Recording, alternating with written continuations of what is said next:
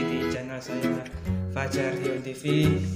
Kali ini seperti biasa kita akan membahas tentang pembelajaran daring mapel prakarya. Sebelum mulai pembelajaran, saya ingatkan kembali untuk selalu bersyukur karena di masa pandemi ini kita masih diberikan kesehatan, kita masih bisa belajar walaupun secara online, dan jangan lupa kita harus berdoa terlebih dahulu agar pembelajaran kali ini diberikan manfaat dan barokah. Langsung saja kita bahas materi kali ini, yaitu tentang olahan pangan setengah jadi bentuk pipih, tebal atau tipis. Sebenarnya ini adalah sambungan dari materi kemarin, yaitu tentang 3 jenis olahan pangan, yaitu pipih, tebal, tipis, terus butiran besar dan butiran halus. Nah, di materi kemarin kan cuma disebutkan saja. Nah, sekarang kita bahas secara detail atau secara jelas. Seperti apa bentuknya, seperti apa jenisnya, karakteristiknya dan sebagainya kita bahas bersama-sama. Yang pertama akan kita bahas tentang olahan pangan setengah jadi bentuk tebal atau tipis. Bisa dilihat pada gambarnya yang seperti saya contohkan yang kemarin-kemarin. Bentuk tebal tipisnya itu dari tempe atau keripik tempe menjadi olahan pangan khas daerah setempat. Keripik tempe ini banyak sekali terkenal di suatu daerah. Contohnya di Banyumas, Jawa Tengah dan semuanya itu memproduksi tempe keripik. Ada lagi yang daerah Tegal dan sebagainya itu lebih tipis lagi. Tahu tempe yang tipis-tipis itu mendoan, yang lebar besar-besar. Terus dinamakan mendoan. Di suatu daerah lagi, di daerah lainnya juga berubah lagi, mendoannya itu sudah besar tapi dikasih petis dan sebagainya. Itu mengalami inovasi dan perubahan. Itu namanya adalah olahan suatu daerah.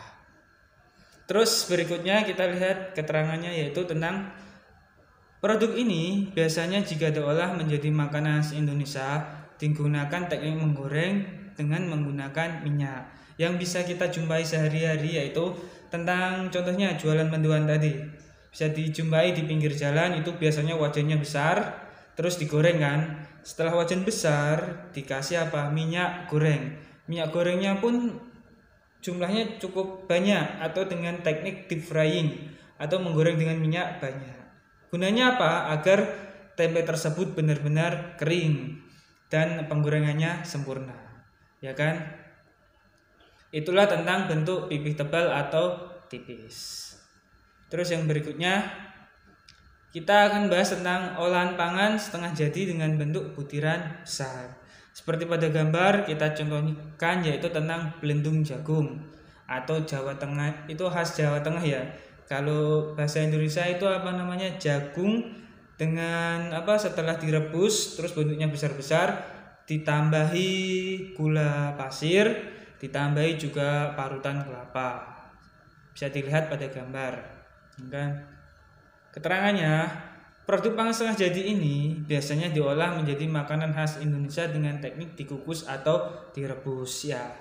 Bisa dilihat jagung itu awalnya kan kering kan, setelah dipanen terus pisahkan dari bonggolnya atau batangnya, terus direbus atau dikukus. Contoh lain selain belendung jagung ini yang biasa kita jumpai di orang-orang jualan di pasar-pasar malam itu, yaitu jasuke.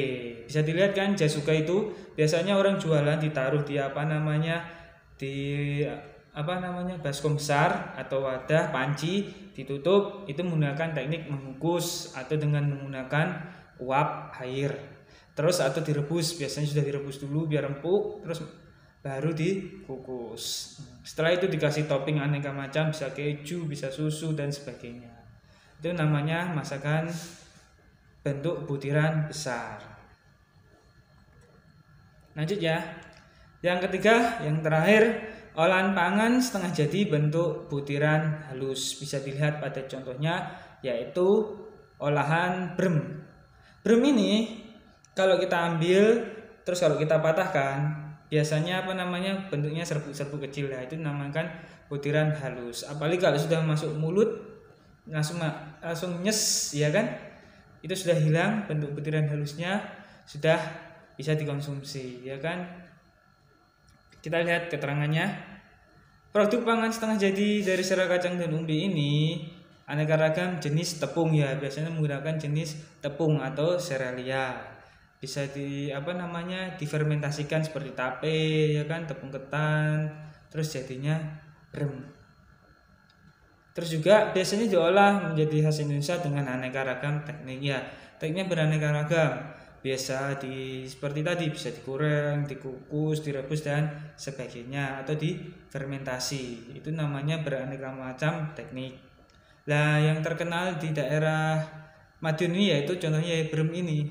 Brem dengan contoh butiran halus. Oh, sudah ya. Nah, sekarang saatnya tugas. Sebelum ke tugas, kita refleksi sebentar dari awal sampai akhir tadi, yaitu kita membahas tentang jenisnya pengolahan serai kacang dan umbi. Ada 3, butiran besar, halus dan tipis ya kan. Yang tipis tadi contohnya keripik tempe, yang besar contohnya belendung atau jasuke. Yang ketiga contohnya butiran halus yaitu brem.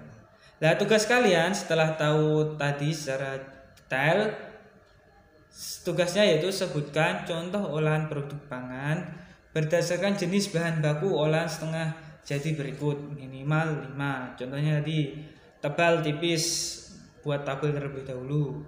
Terus ke bawah 5, butiran besar ke bawah 5, butiran halus ke bawah 5. Contohnya tebal tipis tadi, keripik tempe ke bawah tulis lagi 5, jangan tulis 4, jangan. Itu kan cuma contoh nggak termasuk ya.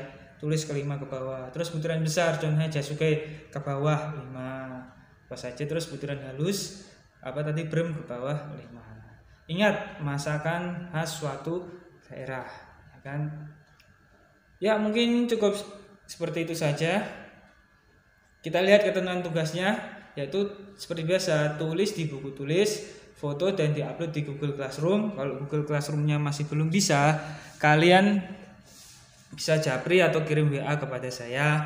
Jangan lupa di buku tulisnya itu selalu ditulisi nama, nomor absen kelas terlebih dahulu saat saya melihat, biar saya langsung bisa mencatatnya. Percuma kalian sudah buat contoh banyak, menulis capek-capek, kalau nggak dinilai gimana, ya kan? Makanya tulis nama, nomor absen dan kelas di buku tulisnya.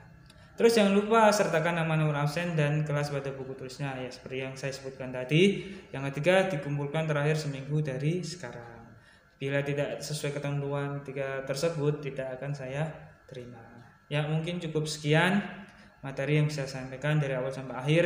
Bila ada kata-kata yang kurang berkenan, kurang jelas, saya mohon maaf. Kita berjumpa lagi di materi berikutnya dan semoga pandemi ini segera berlalu. Cukup sekian, terima kasih. Wassalamualaikum warahmatullahi wabarakatuh.